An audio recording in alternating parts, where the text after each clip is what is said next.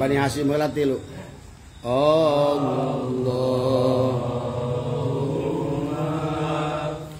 shalli ala nabiyil asmi Muhammadin wa ala alihi wa sallim taslim. Allahumma shalli ala nabiyil asmi Muhammadin wa ala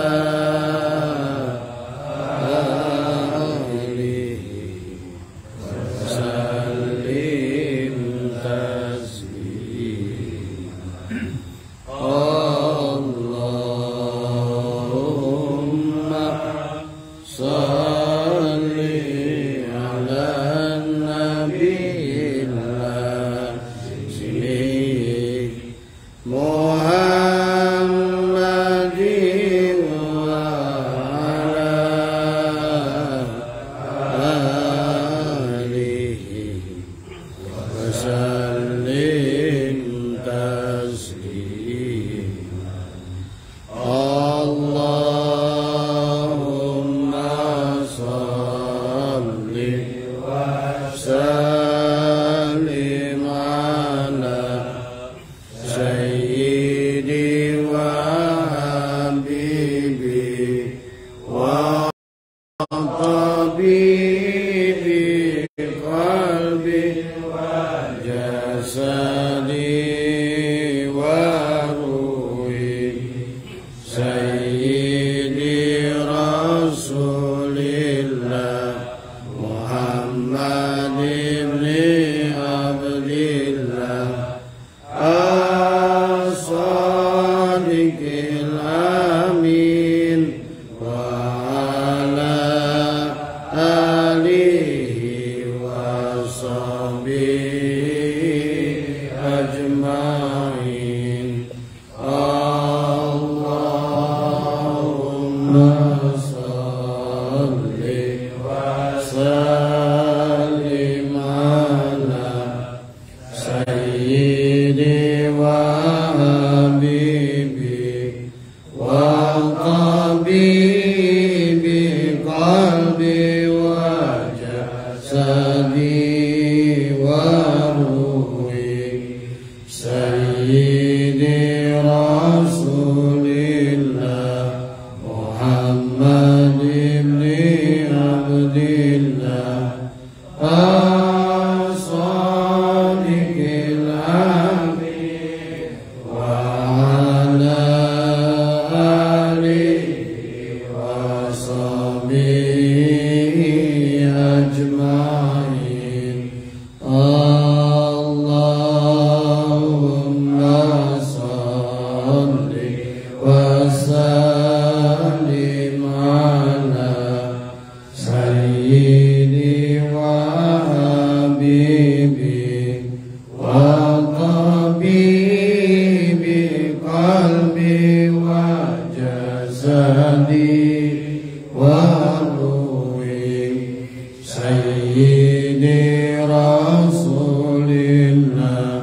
Muhammad ibn Abdillah as-sadiqil amin wa ala alihi wa sahbihi ajma'in.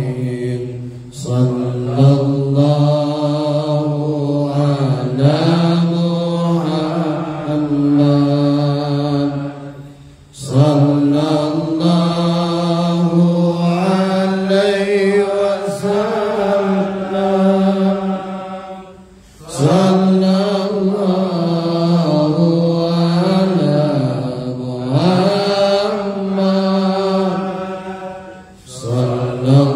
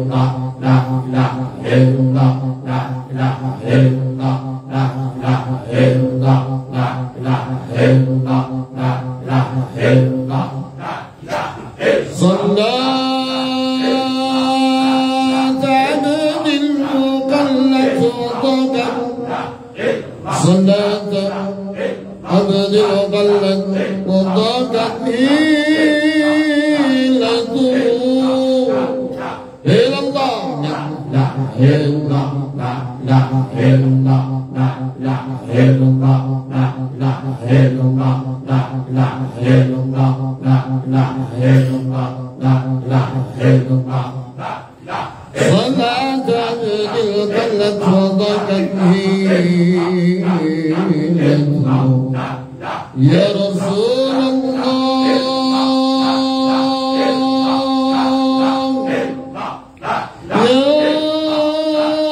يا رسول الله يا رسول الله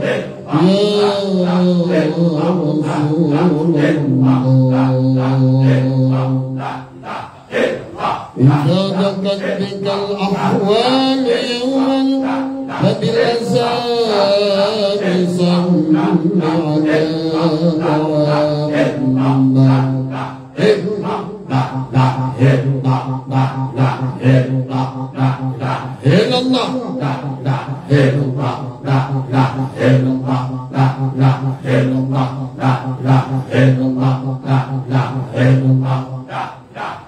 إذا كنت في ذكر أو في فقر أو في مرض فأكثر بالصلاة على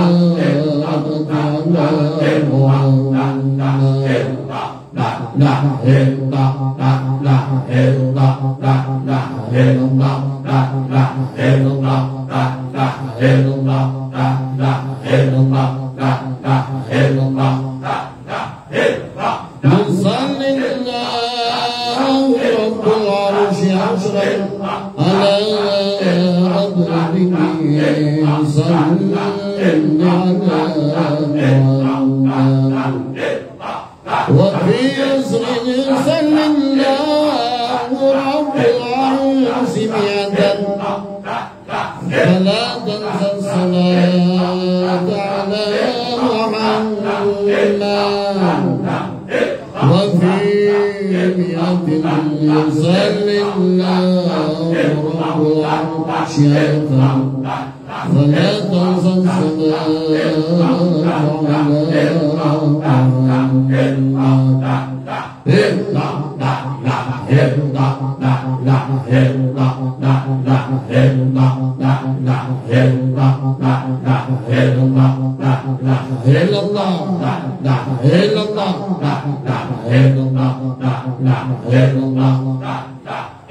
اللهم صل وسلم على سيدنا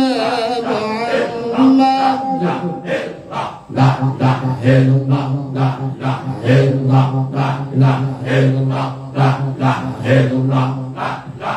الدور اللسان والياقوت الأحمر والنور الأطهار والسر الله الأكبر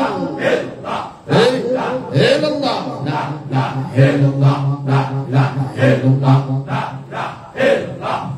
اللهم صل وسلم على سيدنا محمد الدر الأزان والياقوت الأحمر والياقوت الأحمر والنور الأدهار والسر الله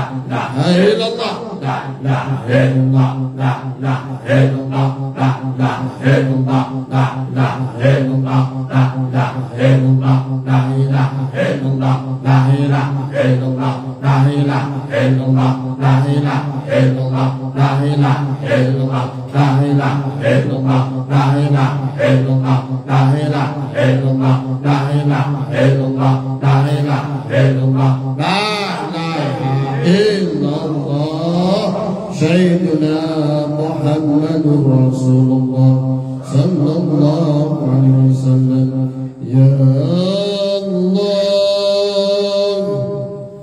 يا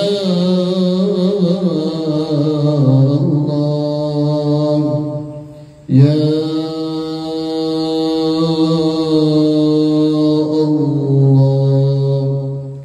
wa ya ilahi wa ya ilahana wa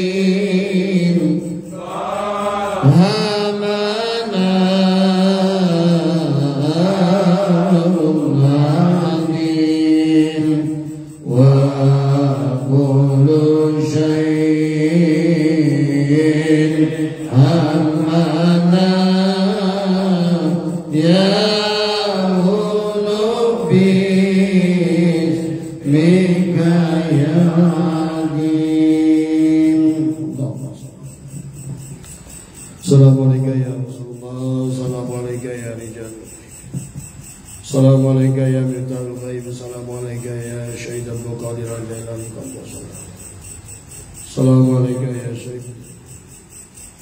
Assalamualaikum warahmatullahi wabarakatuh. A'udzu billahi minasy syaithanir rajim. Bismillahirrahmanirrahim. Alhamdulillahilladzi khalaqa nura habibina wa qurrata a'yunina qabla kulli khalqin sayyidina Muhammadin sallallahu alaihi wasallam wa ja'alahu rahmatan lil alamin.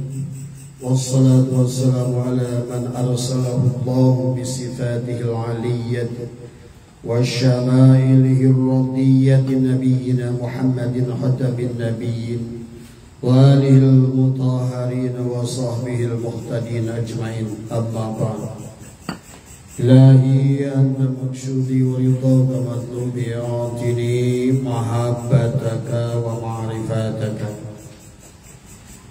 Jemaah MDNH pengajian khusus Sabtu malam Minggu yang insyaallah dimuliakan oleh Allah. Pertama yang utama, mari kita sama-sama panjatkan puja dan puji syukur kehadirat Ilahi Rabbi Allah Subhanahu wa Ta'ala. Alhamdulillah wa syukrillah, dengan kudratnya, dengan iradahnya, dengan ilmunya, dengan hayatnya, dengan kalamnya, dengan basarnya, dengan 7 sifat ma'ani yang ada pada kita. Allah membimbing kita pada malam hari ini, menjalankan kita pada malam hari ini, pada saat ini, untuk melaksanakan ketaatan. Semoga apa yang pancaran hidayah Allah ini adalah menjadikan wasilah kita adalah menjadi ahli syurganya Allah Subhanahu wa ta'ala. Allah mengampuni segala dosa-dosa kita, dan Allah mengampuni dosa orang tua kita, guru-guru kita semua, keluarga kita, ibu bapak kita khususnya. Dan juga Allah mengampuni dosa kaum muslimin wal muslimat wal mu'minin wal mu'minat, baik yang hidup maupun yang sudah meninggal. Dan juga marilah salawat serta salam dilimpah curahkan kepada junjungan alam baginda Rasulullah sallallahu alaihi wasallam, baginda Nabi Muhammad sallallahu alaihi wasallam, bersama keluarganya, kerabatnya, ahlul baitnya, kepada para sahabatnya, tabi'in, para ulama yang awal dan yang akhir. Semoga semuanya senantiasa tercurah rahmat dan maghfirah dari Allah Subhanahu wa ta'ala. Dan marilah juga kita sampaikan salawat dan salam yang setingginya kepada guru kita, pengarsahabah Syekh Ahmad Shahibul Waqatul Arifin Qaddasallahu syirrah, yang berada di Kajembaran Rahmaniyah, Pondok Pesantren Suryalaya. Semoga Allah tambah kemuliaannya, dan juga semoga para keluarga besarnya, khususnya adalah pengarsa Umi Yoyo, dan juga para putra putri, cucu cicit seluruh keluarga besar Syabdullah Mubarak bin Muhammad dan Syekh Ahmad Shahibul Waqatul Arifin senantiasa berada di dalam lindungan Allah Subhanahu wa ta'ala, diberikan keberkahan ilmunya, diberikan keberkahan rezekinya, diberikan keberkahan umurnya, dan semoga keluberannya juga berkah umur, berkah rezeki, dan berkah hidup kita adalah tercurah kepada kita semua. Dan tidak lupa marilah juga kita bacakan, makanya sebelum kita mulai, kita seperti biasa kita melaksanakan tawasul, adalah kita mendoakan para awliya Allah, para rijalul ghaib, miftahul ghaib, mereka semua. Karena di Indonesia ini adalah negara yang penuh dengan rijalul ghaib, ya. Indonesia ini adalah negara yang penuh dengan waliullah, ya. Makanya insya Allah, ya, negara kita akan senantiasa dijaga oleh Allah Subhanahu wa ta'ala. Mari kita melaksanakan tawasul singkat. Mudah-mudahan dengan tawasul ini adalah menjadikan wasilah kepada kita, adalah Allah senantiasa mencurahkan taufik dan hidayahnya kepada kita semua, agar kita semua senantiasa bisa melaksanakan ketaatan. Astaghfirullahaladzim, astaghfirullahaladzim, astaghfirullahaladzim. Ila hurmati Nabi Mustafa Sayyidina Rasulullah Muhammad Abdullah sallallahu alaihi wa sahbihi wa azwajihi wa dhurriyyatihi wa ahli baiti ajma'in. Summa ila arwahi Sayyidina al-Muhajirin Allah al-Ahmadiyyin wa Sayyidina al-Faqih al-Muqaddam al-Imam Muhammadin ala ba'alawi wa usulihim wa furu'ihim wa tawil huquqi alaihim ajma'in. وصلى الله وهي سيدنا الإمام علي الطيور وسيدنا الإمام محمد بن علي بن علي وعمر الدويلة وسيدنا الإمام عبد الرحمن بن محمد الصقر بعلوي ثم إلى وهي أولادهم الحبيب الإمام أبي بكر الصقران وسيدنا الحبيب الإمام عمر المهدار والحبيب الإمام عبد الله وإخوانهم أولادهم وذريتهم ثم إلى وهي الحبيب الإمام علي بن أبي بكر الصقران ثم إلى وهي سيدنا الإمام أحمد رفاعي وسيدنا الإمام أحمد بدوي وشيخ القادر الجيلاني وأولادهم وذريتهم أن الله ينفعنا من بركاتهم وأسرارهم وأنوارهم وعلومهم ونفعاتهم في الدين والدنيا والآخرة. الفاتحة. أعوذ بالله من الشيطان الرجيم. بسم الله الرحمن الرحيم. الحمد لله رب العالمين الرحمن الرحيم مالك يوم الدين إياك نعبد وإياك نستعين اهدنا الصراط المستقيم صراط الذين أنعمت عليهم غير المغضوب عليهم ولا الضالين. آمين. Susunillah سلسلة القادر والنكشبة وجميع الطرق خصوصا إلى حضرة سلطان أولياء شموئيل شبل القادر جائلا لقدس وشر شبي قاسم جنيد البغدادي وشر شيخ معروف وشر شيخ الصقادي وشر شهاب بن العجب وشر حسن البصري وشر شيخ جعفر الصادق وشر شيخ يوسف الحمداني وشر شهاب يجد الصبي وشر شبه جنان الصبري إلى أرض إمام رباني إلى أرض شمال حديث سنباس ابن عبد الغفار إلى أرض شيطان حبيب طلب الدين كالي زوج الله شمس الكريم بدر الله شمس مكرم وشر عبد الله مبارك بن محمد شمس مكرم سيدنا ومرسلنا سيما صيب وفتاج العارفين أوصلهم وفرهم وعن سلسلتهم الفاتحة أعوذ بالله من الشيطان الرجيم بسم الله الرحمن الرحيم الحمد لله رب العالمين الرحمن الرحيم مالك يوم الدين إياك نعبد وإياك نستعين اهدنا الصراط المستقيم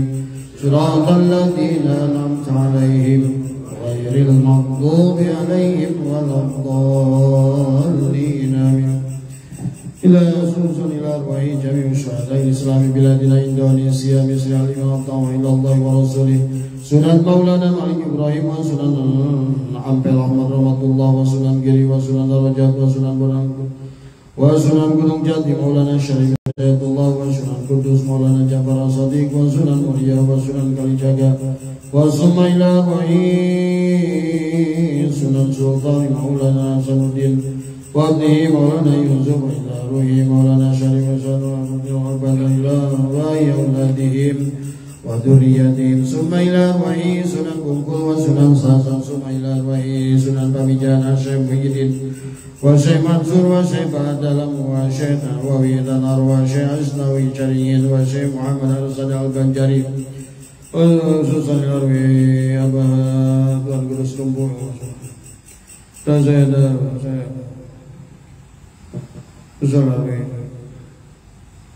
Surat ila Iskandari wa Jami'an wa Yusra wa Zuhani wa Salin Ya Allah karim yuli darajatihim fil jannati wa yu'itu alaina min barakatihim wa asrarihim wa anwarihim wa ulumihim wa nafahatihim bid din wa dunya wal akhirah al-Fatiha A'udzu billahi minasy syaithanir rajim Bismillahirrahmanirrahim Alhamdulillahi rabbil alamin arrahmanir rahim maliki yaumiddin iyyaka na'budu wa iyyaka nasta'in ihdinas siratal mustaqim siratal ladzina an'amta 'alaihim ghairil maghdubi 'alaihim waladdallin amin. Alhamdulillah wa syukurillah dengan tawasul singkat yang kita bacakan mudah-mudahan menjadikan wasilah kita menjadi orang-orang yang diberikan kemampuan untuk taat oleh Allah Subhanahu wa taala ya. Karena tidak ada daya kekuatan bagi kita taat kecuali dengan pertolongan Allah. Ya, iyyaka na'budu karena pertolongan wa iyyaka nasta'in.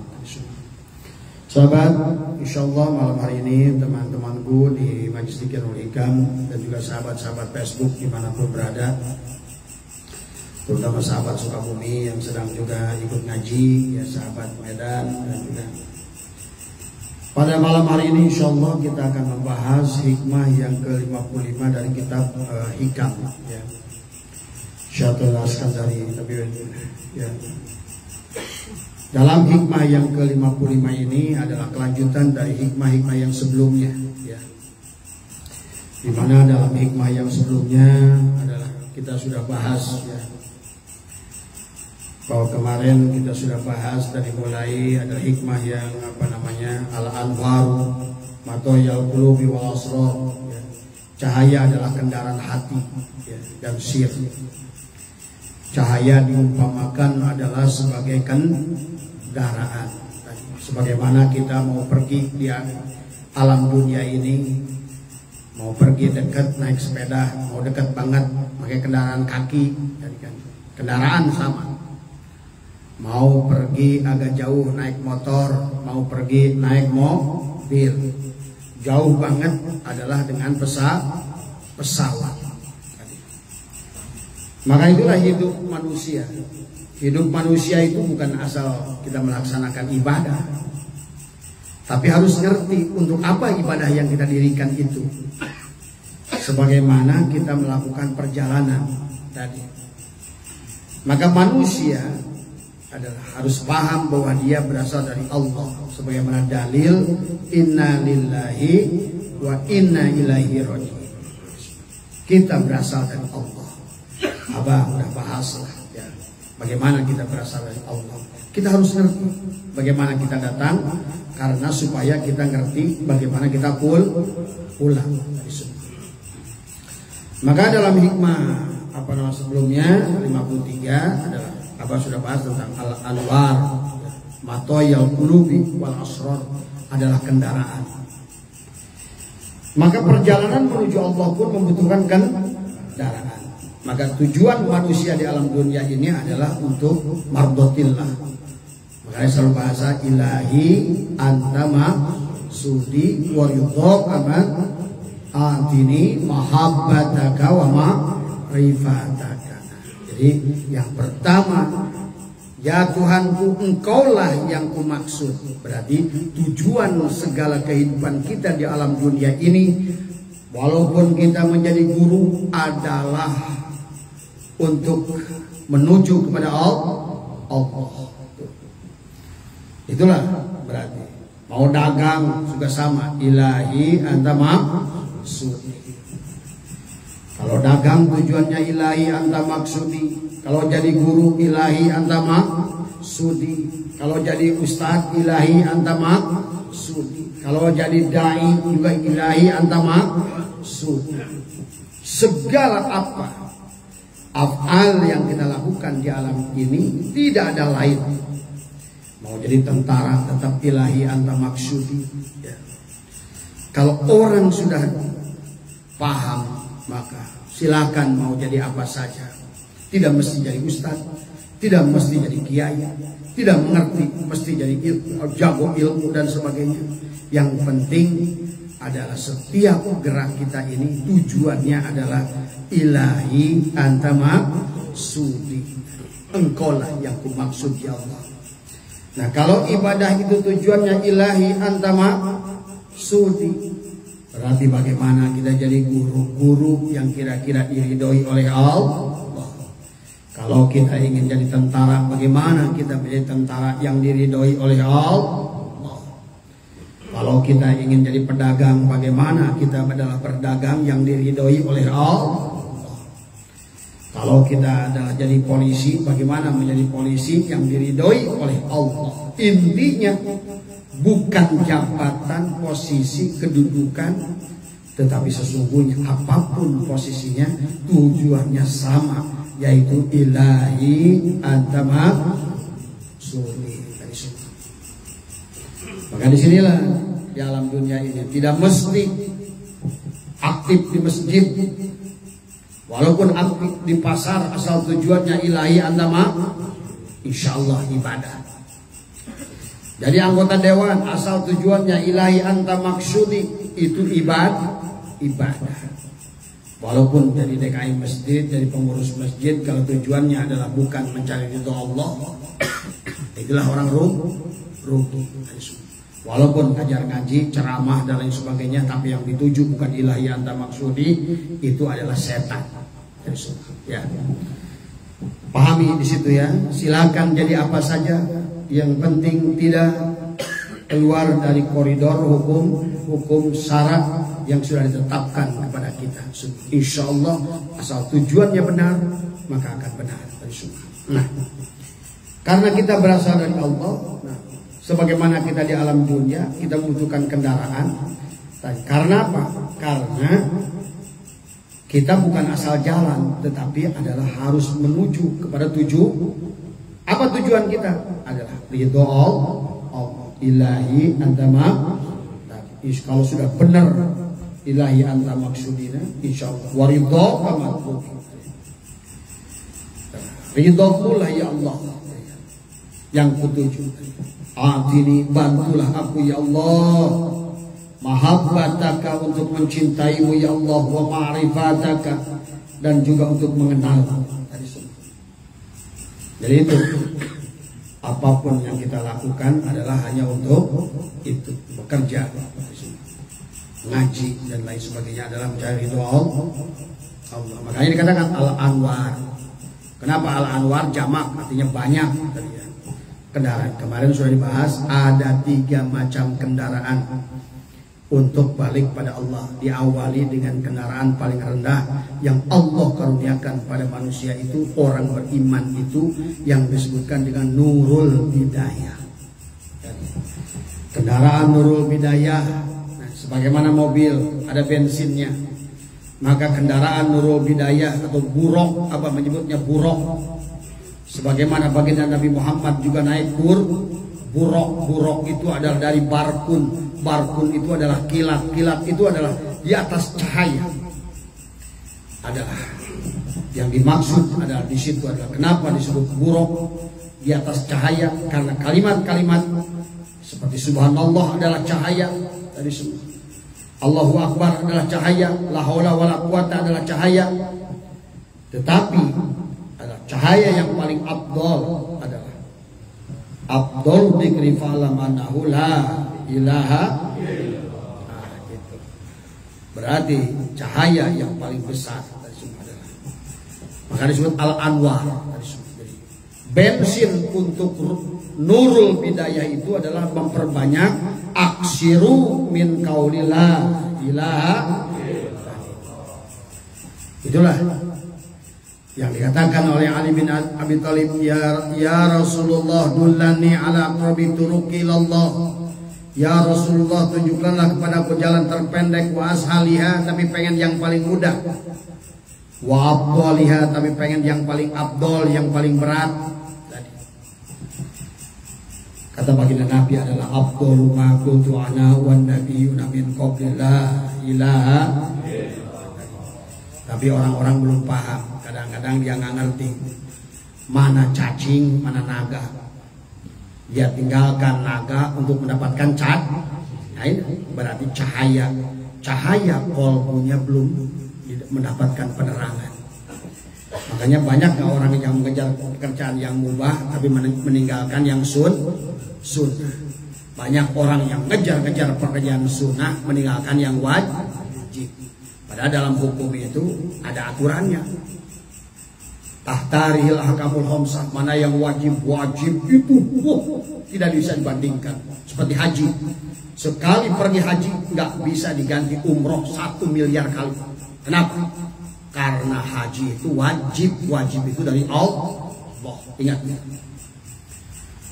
Atau sebaliknya, bapak itu tahajud dari mulai jam 12 malam bangun, jam 12 lewat 5 bangun tahajud, dapat 2000 rakaat, tapi sholat subuh kelewati. Maka sholat subuh itu tahajud 2000 rakaat tidak bisa nutupi sholat subuh 2 rakaat. Ayo paham. Inilah maka nanti kita akan bahas kenapa banyak orang mengejar hal yang kecil meninggalkan yang besar, karena buta. Karena buta. Mana yang punya daging, mana tulang, mana daging, mana cucu. Dia nggak ngerti. Yang nganterin syahwatnya ukuran menurut pikirannya tadi semua. Padahal ada aturan dari Allah. Mana yang daging, mana yang cucu. Mana makanan yang menyehatkan, mana makanan tadi. Kayak seandainya makanan buat kerbau, dari mulai rumput kering sampai rumput yang subur sampai ampas tahu, wah itu katanya. Makanya kenapa domba juga beda gemuknya kata di semuanya. Termasuk juga amalia manusia. Bismillah. Ya. Itu kenapa manusia masih gelap. Apalagi dalam hikmah-hikam yang sebelumnya. Ijtihaduka bima duminalaka wa taksiruka bima tuliba minka dalilun ala timasi al-basyira biminka. Banyak orang meninggalkan perkara-perkara, mengejar perkara-perkara cacing tadi. Tapi wataksiruka bima tuliba minka, tapi tidak gawean, tidak mau mengerjai perkara-perkara apa tuh? Lubang yang besar. Atau banyak orang mengejar-ngejar perkara teri, tapi dia membiarkan ikan kakap. Inilah karena kebodohan dari semua. Dia sandarannya cuma manusia dianggap mulia dan lain sebagainya, itu kebodohan. Akhirnya secara nggak sengaja dia beramal, dia juga berbuat syirik. Inilah kebodohan. Ya, cuma. Makanya kalau orang-orang yang demikian mendingan tau ngaji tadi, ulah nanggung tadi dia arek ngaji ente tadi semuanya bukan jadi ban serep. Di sini bukan ban serep. Ya. Ini ya harus paham. Ini jadi kendaraan itu begitu. Jadi yang pertama yang disebut dengan nurul bidayah. Nah itu seumpama buruk. Maka makanannya adalah zikir la ilaha illallah. Kemudian naik nanti nurul wasatiyah, cahaya di tengah. Naik. Adalah merupakan cahaya di wilayah mata hati atau basirah. Tadi udah masuk ke dalam ruhani tadi semua. Maka di situ adalah sudah mulai fokus benar-benar ilahi anta maksudi. Maka di situ adalah sudah mulai kendaraannya dikirnya adalah Allah dengan hati. Kemudian barulah nurul nihayah tadi semua. Adalah merupakan buruk yang tertinggi. Dikirnya adalah hu dengan hati. Sebetulnya kita sudah mengamalkan, cuma hanya istilahnya saja apa ulang tadi semua ya. Itu ya, jadi di hikmah yang sebelumnya. Kemudian dijelaskan hikmah yang selanjutnya adalah an-nuru jundul qalbi, cahaya itu adalah tentara hati. Tuh. Kalau tadi cahaya adalah sebagai kendaraan. Tapi sekarang di hikmah yang ke-54 ini adalah an-nur jundul qalbi. Dalam tubuh kita kemarin Abah sudah bahas, dalam tubuh kita ini ada dua partai besar. Satu partai setan, satu partai Allah. Ada hizbullah, ada hizbus syaitan. Kalau hizbullah adalah tentara Allah. Kalau hizbus syaitan tentara setan. Maka disinilah dalam tubuh kita ini selalu berperang setiap hari beratayuda antara taat dan maksiat, antara baik dan buruk. Makanya kenapa banyak manusia mencari hal-hal yang kecil meninggalkan yang besar, karena berperangnya hizbullah dan hizbus syaitan. Inilah mereka kata an-nuru jundul qalbi kama annadul mata jundun nafsi, dan sementara adalah kegelapan adalah tentara nafsu. Nah inilah. Jadi satu ada tentara cahaya, yang satu tentara gelap. Faidarodallahu ayyan surah abdahu amaddahu bijunudil anwari wa qata anhu madadul wal agiyah. Dia kirimi sang hamba dengan tentara-tentara cahaya tadi. Jadi Allah berikan kepada kita yang pertama cahaya nurul bidayah, naik ke nurul wasatiyah, naik ke nurul nihayah. Nah, yang insya Allah hikmah yang kita akan bahas ini adalah, ini lebih penting lagi. Setelah kita pahami yang tadi, maka kita ini manusia itu, badan kita ini seumpama orang-orangan di sawah tadi semua. Maka geraknya orang-orangan itu tergantung orang yang nari. Tubuh kita ini seumpama layang. Nah, maka badan kita ini akan melakukan af'al, perbuatan, amal, tergantung tadi adalah yang pertama dari tadi cahaya yang Allah berikan, nurul bidayah, nurul wasatiyah, dan nurul nihayah. Atau sebaliknya, badan kita ini nanti digerakkan oleh hawa nafsu. Maka kalau seandainya ada manusia membunuh, itu disebabkan berarti apa? Tidak adanya Allah dalam diri tadi. Jadi Abah sering bahas, gelap itu tidak ada, yang ada karena ketidakadaan cahaya. Maksiat itu tidak ada, yang ada adalah ketidakadaan cahaya Allah pada diri. Pada saat cahaya Allah itu tidak ada pada diri, maka tubuh ini akan berbuat maksiat. Tadi. Maka dalam hikmah ini ada 3 hal yang harus kita pahami. Ya. Bismillahirrahmanirrahim. An-nuru lahul kasbu wal basiratu lahal hukmu wal qalbu lahul iqbalu wal idbaru. Cahaya tadi yang kita barusan bahas adalah merupakan al-kasbu, yang menerangi, yang membuka, yang memberitahu. Ini dulu cahaya itu. Kalau tadi beda. Maka gini dikatakan oleh ulama, seumpama tubuh manusia yang tidak ada Allah dalam dirinya tadi, ya, maka orang itu akan berbuat maksiat. Karena apa? Karena basirohnya buta. Bahkan segala yang dilihatnya nggak bisa dia membenarkan mana yang hak dan mana yang batil. Jadi ada manusia yang tidak mampu membedakan mana yang hak dan yang batil. Ada manusia yang bisa membedakan mana yang hak dan yang batil, tapi tidak mampu mengerjakan yang hak dan menghindari yang batil. Ada manusia yang mampu melihat, oh ini mulia, oh ini kurang mulia, oh ini rendah, tapi dia tetap ngejar yang rendah misalnya. Karena apa? Cahaya hatinya tidak mampu mendeteksi itu dari semua. Jadi kalau Bapak dikasih 2 celengan, yang satu celengan itu isinya 1 juta, yang satu diisi 10.000, Bapak milih yang mana? 1 juta. Tapi kalau ada orang milih yang 1.000, itu orang apa nak kira-kira? Bot. Seperti itulah yang bapak-bapak ini yang Abah lihat, banyak manusia yang seperti itu sekarang. Udah jelas teri di udara, dibiarkan lewat kakap. Paling kakap, ada kakap lewat. Tapi teri kan itulah tadi. Karena dia nggak ngerti mana ranking menurut Allah itu. Untuk Allah ridho, untuk Rasul ridho, untuk malaikat adalah ridho. Ada tingkatan-tingkatan. Itu maka tadi ijtihaduka bima duminalaka. Banyak orang berjuang bersusah payah mengejar perkara-perkara teri.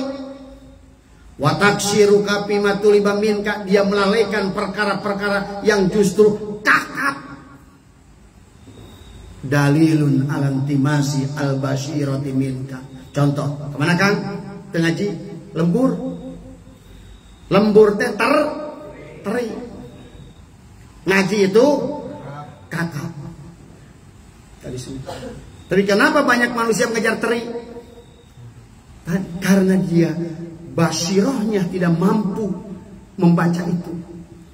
Ada yang mampu membaca itu, tapi cermin kolbunya kotor. Jadi kita bisa melihat orang itu cermin kolbunya kotor dan tidak. Walaupun dia ustadz, kiai, ajengan, selama dia masih memilih perkara-perkara yang kecil, tapi dia melalaikan perkara yang gede, ya ajengan kelas teri. Nu kadeleuna teh tai we aya. Tapi daging sapi teh katanya. Paham? Ya. Makanya di sini ya. An-nurul lahul kasbu, cahaya itu tadi. Maka diumpamakan badan kita ini adalah tadi kan al-kaunu kulluhu zulmatun. Setiap kawan tubuh kita ini kawan, kita juga kawan. Semua selain Allah, tapi hidupnya kita, bergeraknya kita karena dohirnya Allah al-haq pada diri kita. Tadi pahami di situ. Maka manusia pada saat tidak ada keberadaan Allah dalam diri, sama seperti ruangan yang tidak ada cahaya. Pada ruangan gelap nggak? Gelap. Apa yang Bapak bisa lakukan di ruangan gelap? Nenyo babaturan teka tenyo, nenyo curug teka tenyo. Nah, kehidupan manusia di alam dunia adalah seperti itu. Maka dikatakan ad-dunya zulmatun. Dunia itu adalah kegelapan. Maka yang meneranginya tadi, pertama untuk menolong dia itu disebutkan taufik dan hidayah Allah itu berupa cahaya. Dan cahaya yang Allah berikan tergantung kepada setiap orang itu. Ada yang Allah tidak berikan cahaya, khatamallahu ala qulubihim wala sam'ihim, wala absarihim. Dia tidak berikan, ditutup oleh cahaya. Seperti Bapak melihat bulan tanggal 1, poek mongkleng, buta rajin, benar-benar nggak kelihatan apa-apa. Nah, ada manusia yang seperti itu. Maka kalau lihat Bapak sekarang, kenapa sekarang ada guru ngaji sampai merkosa santriatnya 20, itu akibat poek gelap, menurut saya. Kayak ini, air kopi, poek. Tapi kalau seandainya bening seperti ini, terang. Inilah. Coba saya pindahkan kopinya ke gelas putih. Rada sedikit cerdas. Yang kopi nanti mah bikin di gelas supaya kita bisa bedakan hati yang kotor dan hati yang bersih seperti apa. Ya itu. Jadi yang pertama yang disebutkan dengan an-nur, ada al-kasfu. Pertama itu adalah Allah berikan cahaya dulu. Seumpama tadi badan kita adalah ruangan yang gelap. Di dalam ruangan itu ada emas, ada berlian, ada Di ruangan gelap itu ada emas, ada duit berupa-rupa. Ada duit $100, ada uang receh, koin, ada uang lembar tapi gambar monyet, berarti gopek. Nah, kalau manusia itu di ruang gelap tadi, karena dia gelapnya mata hati, dia biarkan uang dolar 100, tapi dia lebih ngumpulin uang tadi, uang monyet tadi 500, itu orang buta apa orang lihat? Orang buta. Itulah kehidupan manusia. Betapa butuhnya kita pada zikir. Karena manusia di alam dunia ini jungkir balik sekarang. Mau kiai, mau ustadz, mau habib, mau apa semua. Kenapa bisa berbuat maksiat? Tergantung cermin cahaya hatinya. Kan tadi, pertama pertolongan Allah, nusratullah berupa cahaya menerangi. Mari dikatakan di sini, yang pertama adalah dikatakan oleh Syaikhullah adalah an-nuru lahul al-kasfu, adalah menyingkapkan, membuka rahasia, menerangi. Barulah yang kedua, wal basiratu laha al-hukmu, membuat hukum. Nah, jadi yang pertama, tanpa dengan pertolongan Allah di ruangan itu kita nggak ngerti mana emas, mana batang kayu bata. Kan poek cabakan kita. Oh, ini kayaknya nih emas nih, emas batangan. Padahal yang dipegang bata. Di sebelahnya emas bata itu ada emas batangan. Di dalam itu ada mirip pisang, ada mirip juga tai garing. Dipegang-pegang sama dia. Ini kayaknya gelempang begini. Ini biasanya pisang nih. Ambil pas sakit. Ada lagi pegang lagi dia begini. Wah ini kayaknya emas balok nih. Kantongin. Pas dia pegang lagi begini, waduh, karung kuno gila dia. Jangan-jangan ini, wah ini timal yo. Subhan. Dia berjalan pulang. Takut lagi kurang ajar. Astagfirullah. Karena banyak orang dalam perjalanan hidup dunia kena musibah ini, musibah itu, jungkir balik dia. Karena dia berjalan di tempat gelap. Bayangkan kalau Bapak tidak punya zikrullah. Sepertilah kehidupan manusia. Di penghujungnya manusia bisa bunuh manusia. Manusia nggak tega-teganya seorang anak memperkosa ibu, seorang ibu sebaliknya. Inilah ketidakadaan cahaya di dalam diri manusia. Di otaknya cuma sek. Manusia kayak begini membahayakan. Hati-hati. Ya. Kemudian itulah yang harus kita pahami. Ya. Nah, kemudian setelah kegelapan itu, maka dikatakan di sini Allah bantu wal basiratu laha al hukmu. Kemudian adalah basirah menetapkan penilaian. Yang tadinya kelihatan tuh bright cang, waduh. Oh ini emas, ini batu bata. Lupa ini coklat tadi naon. Wah, ini batu bata betul. Yang dia kira tadi adalah pisang, ada selek, tahu-tahu tai garing. Wah, waduh, tai garing. Makanya bapak banyak cari rezeki, tahu dia. Ini kiranya rezeki gede, tahu-tahu tai garing. Inilah kehidupan manusia dalam dunia sekarang. Kemana Kang? Tak kerja. Mana Ustaz Samsul? Bah, nggak ada Ustaz Samsul, kita sibuk. Kejar-kejar tai garing.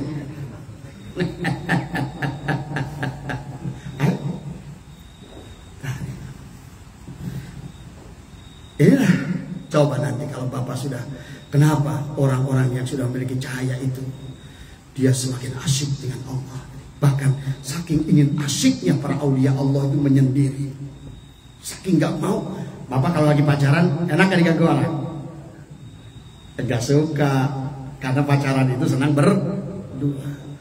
Nanti Bapak pun di penghujung perjalanan rohani itu ngarang-ngarang ramean, ngabring gitu berjamaah, dikir bareng, kurang asik. Sama saja kayak kerbobogohan diganggu orang. Ya, tapi nggak apa-apa awal karena tadi. Karena kalau seandainya Bapak tidak bebarengan, malah nanti bobogohan sama sekali. Itu persoalannya. Ya. Saya sekarang mau ngadem aja di rumah aja lah. Saya sendiri molor. Orang di tempat rame aja molor, gimana tempat sepi? Nah, sampai ada imam ngimamin tidur. Ada nggak pasar ini dia? Ya, jadi pahami ya.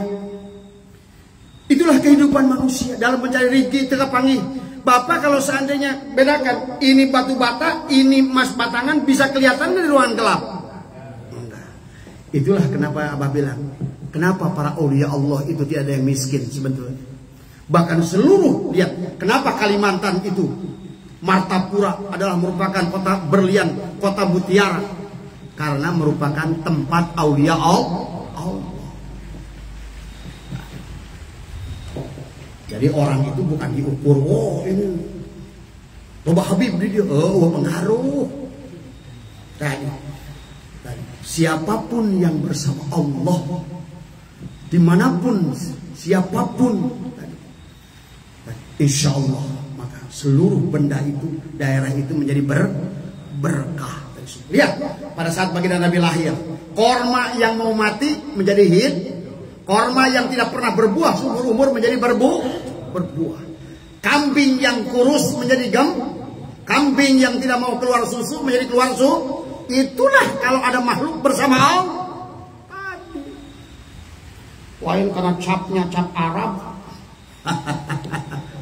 Orang sekarang senang karena cap, senang karena stempel. Wah, inilah tadi. Karena nggak ngerti mana daging, mana cucu. Dipahami ya? Nanti dalam segala urusan itu seperti halnya Bapak tadi kan, kehidupan alam dunia, kehidupan Bapak, kisah Bapak masing-masing sama. Bapak akan mengalami begini. Oh, tadi. Makanya kenapa baginda Nabi mengajarkan kita sholat istikharah? Karena kita ini serba nggak tahu milih kanan ternyata ke kiri. Milih nanam cabai ternyata yang bagus melon. Milih kawin sama si Dewi, kawin sama si Ratna. Paham? Ngiriran dagang harusnya dagangnya dagang air, malah dagang gas. Yang dagang gas malah dagang air. Itulah kenapa kita ini segala perkara itu. Oh, apalagi dalam orang Jawa, orang Arab sama, dihitung, ada hitungan. Kalau orang yang watonnya itu adalah sifat api, ulah usaha cai, arem wae, tekop modal saeutik, mati lagi. Nah, ini kita ini harus, makanya kenapa kalau orang Jawa, kalau kawin itu tanya, siapa nama calon bininya? Anu, hitung hadiah. Waduh, bahaya ya. Bukan berarti kudu eureun, tapi ada aya kaepiatna. Wayahna nih kudu sedekah sanu poe anu gini nih, amalkan mere jahatna orang budak yatim. Keur naon? Keur tanpa balak. Ulah nepi ka jatuh dina pati.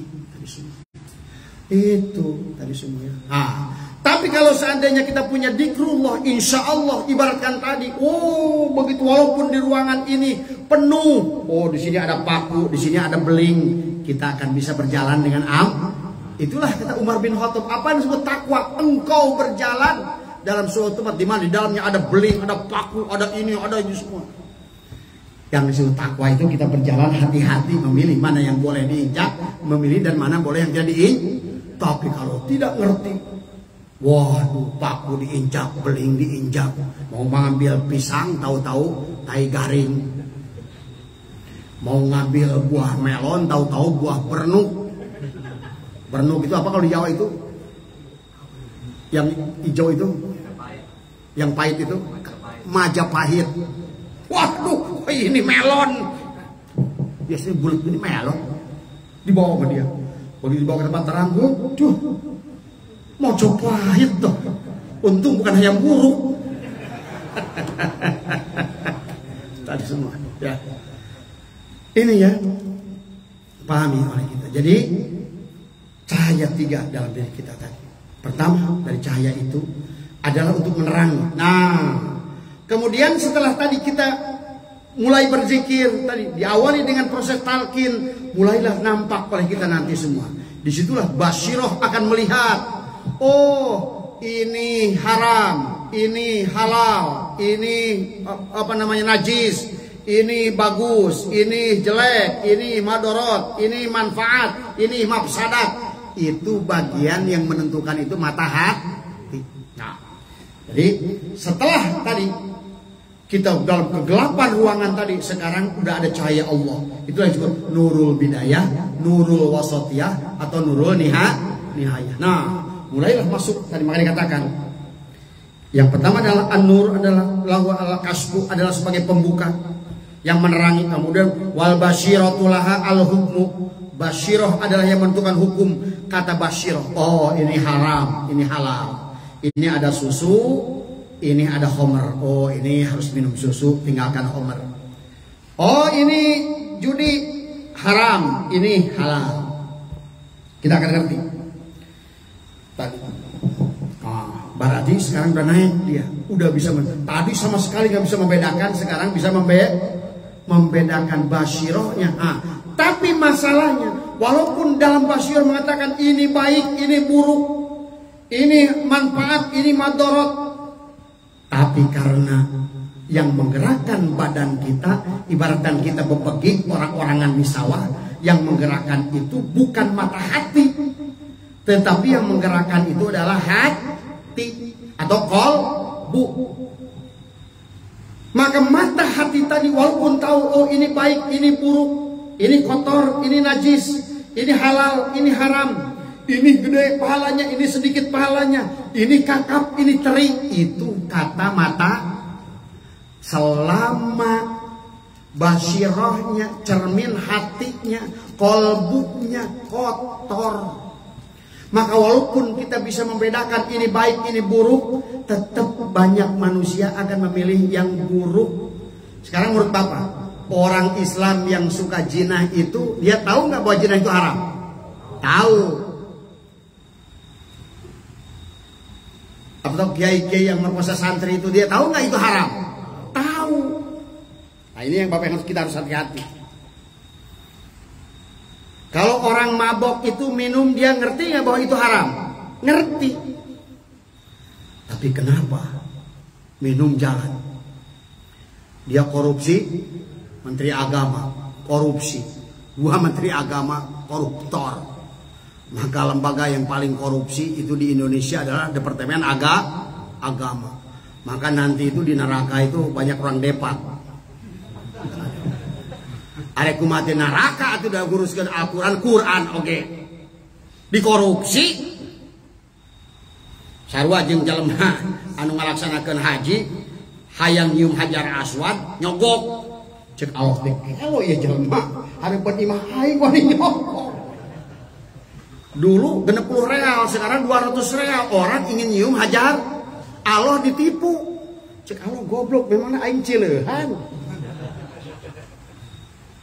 Nah inilah tadi semua. Karena orang itu ibadahnya itu bukan karena untuk Allah. Tadi. Nah, jadi orang berbuat maksiat itu dua hal. Satu, karena memang dia tidak mampu melihat dengan cahaya Allah. Yang kedua, dia mampu melihat cahaya Allah. Nah, banyak sekarang ustaz, kiai. Kiai itu ngerti nggak kalau seandainya sedekah itu bagus? Maka kalau menurut Abah pangnyahono hukum adalah kiai. Harusnya yang paling banyak sedekah siapa? Yang dia ngerti paling ngerti. Tapi sebaliknya ayamnya dibere terus. Nah inilah kiai udah pada oleng sekarang. Kira-kira Habib tahu nggak bahwa yang memberi itu lebih bagus? Tapi dia senang memberi apa dia diberi? Berarti udah oleng tuh. Tadi semua. Kenapa orang itu sekarang tahu tapi lebih mengerjakan dia perbuatan? Kayak sekarang banyak orang tadi. Bah, saya nggak ngaji ya. Tadi ada tadi. Yang dari mana tadi? Karena saya aduh. Kalau abah tuh yang itu tuh ketawa dari semua.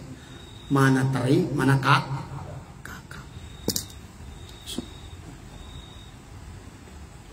Ini yang saya. Makanya banyak lah sekarang tadi.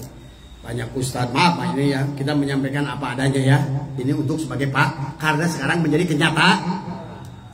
Apalagi sekarang kemaksiatan itu didohirkan. Mereka yang ngerti ilmu, justru mereka lah yang mencontohkan perbuatan maksiat. Ini yang harus kita takut. Artinya apa? Tidak ada jaminan orang tahu, mata hatinya tahu ini hak, ini batil. Hatinya bisa memerintahkan tubuh ini untuk berbuat hak. Pahami? Karena tubuh ini bisa mengerjakan perbuatan hak. Kalau cermin kolbunya tadi, seperti halnya ini, air putih, bening seperti ini. Tapi kalau seperti ini, walaupun gelasnya bening, gelap, biar agak kelihatan agak banyak. Tuh. Kan gelap. Apa yang bisa dilihat? Orang yang bingung itu begini. Cerminan kolbunya itu begini. Are kawin bingung, geus kawin bingung, can kawin bingung. Memeh usaha bingung, setelah usaha memeh dagang bingung, geus dagang. Memeh asup torikot bingung, geus asup torikot. Karena masih begini. Karena dia nggak ngerti mana yang baik, mana yang buruk. Orang bisa berdalil, oh ini baik. Tapi tubuhnya tidak bisa mengerjakan yang baik itu. Makanya bagi Nabi doa, ya Allah, tunjukkanlah kepadaku bahwa yang hak itu adalah hak. Dan berikanlah aku kemampuan ya Allah untuk melaksanakan yang hak. Nah ini. Orang bisa tahu, tunjukkanlah kepadaku yang hak adalah hak. Orang bisa tahu, ustadz bisa tahu, ini benar. Tapi melakukan yang benar tadi bisa orang. Itu persoalan. Sehingga dia dalil ngomong sana-sana tadi. Mari sholat berjamaah, mari sedekah, mari ke batur. Cuma mari aja mari. Sama orang kaya, Bogor pak. Ayo pak, asup Bogor, penuh bis. Ayo berangkat, berangkat. Ayo keneknya, ayo ari caloknya, ditengok sama supir, goblok itu calok. Masih di terminal terus itu, kasih bolong. Biasanya calok kan mobil suruh berangkat, dianya tinggal di ketinggalan dia.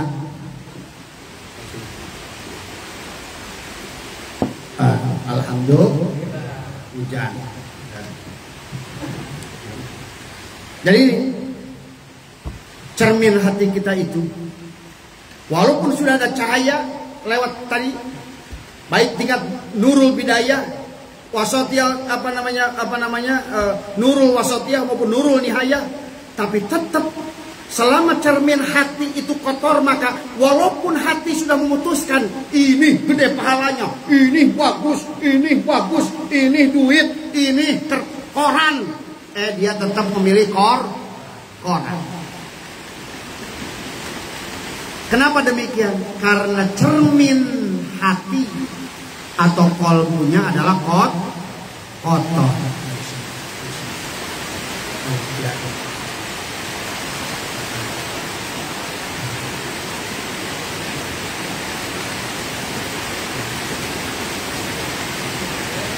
Udah, kalau hujan sebelah sini nih, sebelah sini kosong nih. Sebelah sini pindah. Alhamdulillah hujan.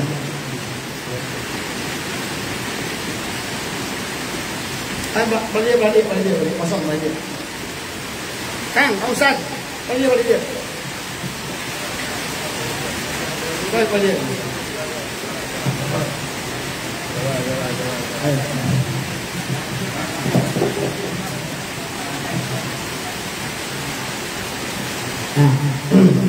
Pahami.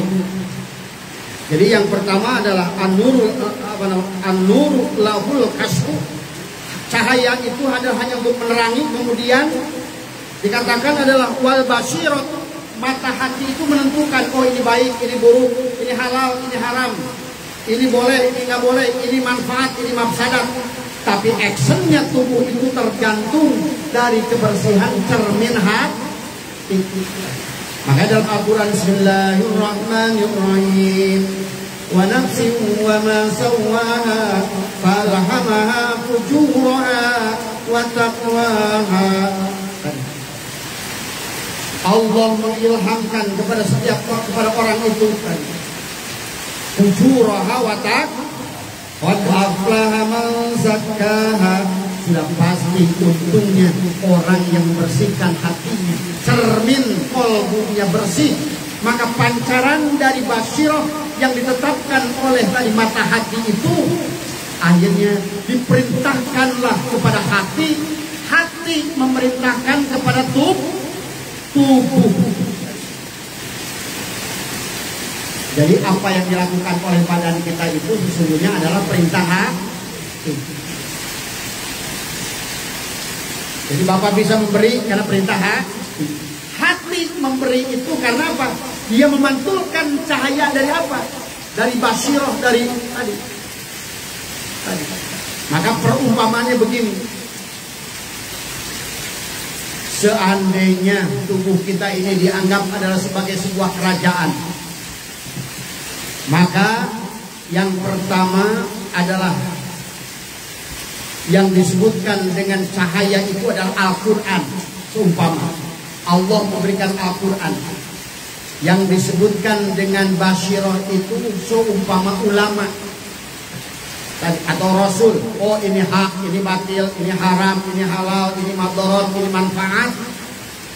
Maka kita sering mendengar ceramah bagus-bagus. Ini manfaat, ini madharat, ini bagus, ini jelek, ini gede pahalanya, itu kecil pahalanya. Apakah kita langsung bisa mengamalkan atau tidak? Tidak. Kenapa? Karena tergantung dari kebersihan cermin hati. Apa yang ditampung cermin hati itulah yang hati akan perintahkan.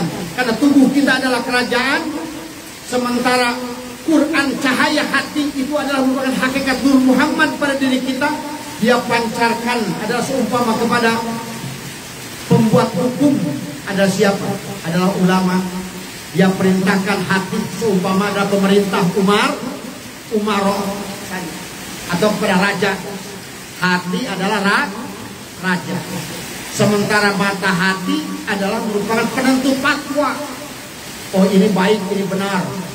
Maka seharusnya fatwa mata hati itu dilaksanakan oleh hati.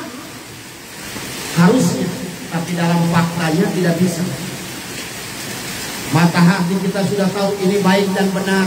Seorang ulama sudah menunjukkan kepada pemerintah, hei pemerintah, ini haram, ini halal, ini riba, ini manfaat, ini madarat. Tapi hati atau pemerintah yang akan memerintahkan kepada rakyatnya adalah tadi memerintahkan tangan, memerintahkan mata. Karena gerak tangan itu gerak hati, gerak mata itu gerak hati, gerak kaki gerak hati. Seluruh perbuatan kita itu adalah merupakan gerak hati. Maka kalau seandainya dalam perbuatan kita ada yang baik, ada yang buruk, itulah karena memang hati kita menampung cahaya dari basiroh itu tadi. Fatwa yang diberikan itu tidak semuanya bisa diperintahkan oleh hati. Maka kata Imam Ghazali, rakyat yang rusak disebabkan karena pemimpin yang rusak. Pemimpin yang rusak disebabkan karena ulama yang rusak. Inilah. Dalam tubuh kita juga sama. Basiroh seumpama adalah ulama, hati adalah seumpama raja yang memerintahkan, badan seluruh anggotanya, mata kita, telinga kita, mulut kita, kaki kita, tangan kita adalah merupakan rakyatnya. Maka seluruh anggota badan tubuh kita ini susah melaksanakan kebaikan karena rakyat ini tergantung diperintahkan oleh raja. Kalau rajanya dolim, maka tangan ini lebih senang meminta daripada memberi. Mata ini lebih senang melihat yang buruk daripada melihat yang manfaat. Walaupun mata hati tahu, oh ini buruk, ini homerku haram, tetap minum hom. Zina itu haram, tetap zina. Mencuri adalah haram, tetap mencuri. Karena tadi mata hati kita adalah tidak memahami masalah itu. Jadi Pak tarik-tarik yang di alam dulu.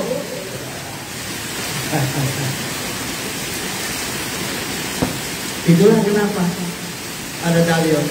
Kalau orang urusan akhirat itu beres, maka urusan dunia menjadi beres. Kalau sudah ada cahaya dalam sebuah ruangan, cari duit, oh duit. Dan duit berubah-ubah, oh ini cap monyet 500, oh ini dolar 100, selembarnya $100. Berarti satu lembar aja udah $1.600.000. Kalau orang bodoh pasti ngumpulin kok gambar monyet, segepok-segepok. Orang pintar cukup dolar, wah dia cukup. Makanya banyak orang sekarang mencari rezeki itu begitu. Kenapa? Karena dia tidak bisa membedakan mana yang bernilai dan mana yang tidak bernilai. Demikian pula dalam melakukan amalia, mana yang bagus, mana yang buruk. Kemana? Ngapain? Oh. Padahal ada amalia yang lebih baik dari itu semua. Ya. Pahami ya? Jadi mudah-mudahan. Mudah-mudahan hujan berkah. Jadi pahami ya. Jadi ada 3 bagian dalam diri kita. Adalah cahaya yang adalah merupakan an-nur lahul al-kasbu wal basiratu laha al-hukmu wal qalbu lahul iqbal wal idbar. Jadi hati kita ini bisa menerima dan menolak. Jadi kalau hati kita pada saat digambarkan menurut mata hati basiro baik, tapi hati kita menolak, maka hati kita akan memerintahkan tangan ini mencuri, misalnya gitu. Padahal kata mata hati mencuri itu buruk. Tapi hati walaupun tahu dia melihat secara basiro mencuri itu buruk, haram, merugikan orang, dia perintahkan pada tangan, hei tangan curi tadi. Kenapa mata hati itu bisa demikian? Karena tadi cermin kolbu kita adalah kotor. Maka itulah kita harus bersihkan dengan zikr. Disinilah Bapak luar biasa, alhamdulillah kita termasuk orang-orang yang sedang belajar berzikir. Betul kata Allah, wa nafsin wa ma sawwaha fa'alhamaha fujuraha wa taqwaha qad aflaha man zakkaha wa qad khaba man dassaha. Sudah pasti untungnya orang yang membersihkan dan pasti ruginya orang yang mengotori hatinya. Itulah juga yang Allah perintahkan. Bismillahirrahmanirrahim. Laqad kana lakum fi rasulillahi uswatun hasanah liman kana yarjullaha wal yawmal akhir wa dzakarullaha katsira. Telah nyata contoh tauladan dari Rasulullah. Liman kana yarju, siapa man yang ingin liqa rabbihi, ingin berjumpa Tuhannya, falyamal amalan sholih, maka lakukan amal soleh, wala yusyrik bi ibadati rabbihi ahad. Janganlah perbuatan Allah dalam menyembah. Kenapa manusia berbuat demikian? Karena dia belum bisa memilih akibat cermin hatinya. Kan tadi Pak, anggaplah hati yang bersih itu seperti ini. Tadinya begini, maka kata Imam Ghazali, setiap satu dosa satu noda, satu noda, satu noda. Airnya masih air yang sama ini. Begitu bertahun-tahun maka airnya menjadi begini. Nah, setelah begini hati, malah yang lebih parah lagi adalah khatamallahu ala qulubihim wa ala sam'ihim wa ala absarihim. Wah, manusia itu menjadi manusia udah masih hidup aja sudah dianggap mati oleh Allah. Orang yang hatinya seperti ini adalah yang kotor, adalah hidup saja dianggap mati oleh Allah. Kalau ada manusia dalam cermin kalbunya seperti ini, maka dijamin orang ini tidak mengerti mana hak mana batil. Inilah gambaran kepada kita. Dan zikir adalah memindahkan tadi seperti ini. Al-Qur'an. Qad aflaha man zakaha seperti ini. Wa qad khaba man dassaha seperti ini. Ini kopi. Rugi orang pada saat orang hatinya gelap, pada saat yang mencari rezeki bingung. Nete semplek nicang semplak, dagang ieu salah, dagang daun salah, dagang roti salah, dagang lauk salah, dagang itu salah, dagang ieu salah. Kenapa? Karena dia semuanya serba coba. Seperti dia modok di dalam sini. Ikan macam-macam, ada ikan lele, ada ikan ini, tapi ada ular kobra, ada apa, ada kodok. Akhirnya jarinya itu sering digigit ular kobra. Itulah manusia. Maka insya Allah, makanya kalau udah kayak Allah santai, kepenuhangan duit, ayo, cicing, ingat. Maka itu la ilaha illallah, cicing oke la ilaha illallah, tuh ngomong oke la ilaha, karena awak nage nggak la ilaha Muhammadur.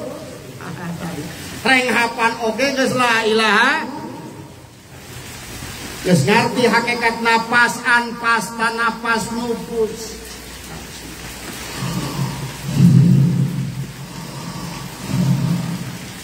Kalau orang sudah ngerti napas dan anpas, berarti pada saat dia narik itu sudah berarti wahwa ma'akum aina ma kuntum, antara napas jeung nufus. Itulah manusia tidak akan bisa Allah. Cukup dilihat dengan naum, maka zikir nafas cukup mengucap dengan naum. Maka zikir itu bergerak. Orang yang gelap kayak begini, zikirnya adalah la ilaha illallah, la ilaha illallah. Sifat pelir, illallah, dengki, illallah, hasud, illallah, sombong, illallah, cabut terus. Itu bikin la ilaha illallah itu baru untuk kebersihin doang. Belum ada warid tadi.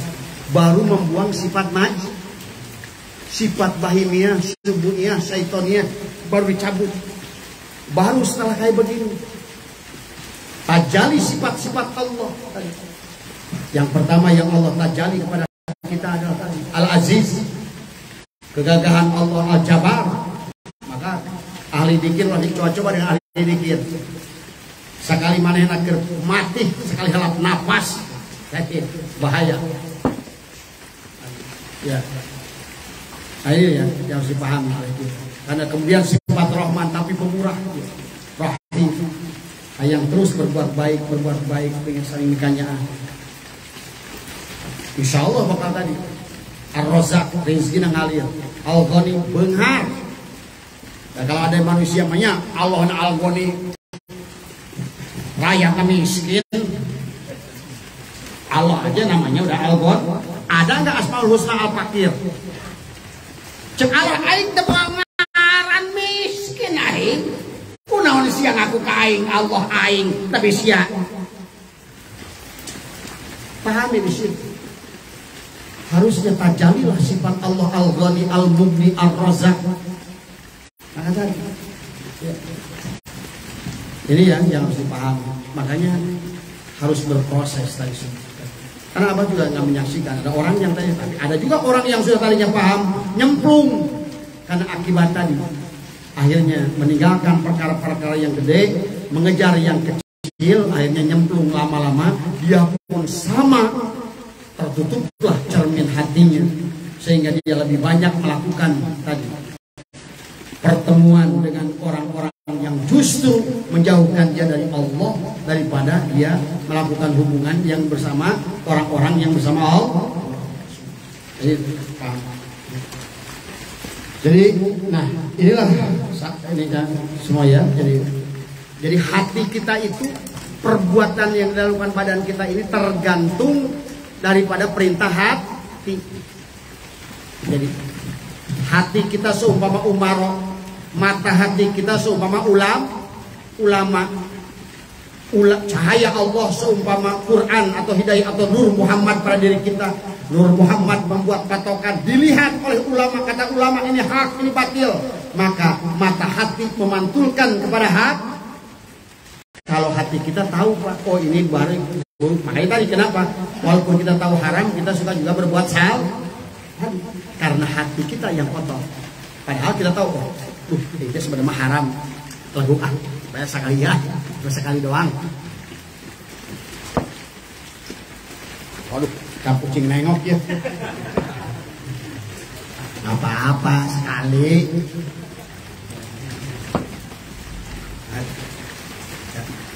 Itulah gambaran pada kita. Jadi pekerjaan tubuh kita ini sebetulnya perbuatan kita, mana manfaat, mana madorot, mana bagus, mana buruk, gerak yang bagus dan gerak yang buruk, ngumpul dengan orang bagus dan buruk, tergantung perintah generalnya adalah hati.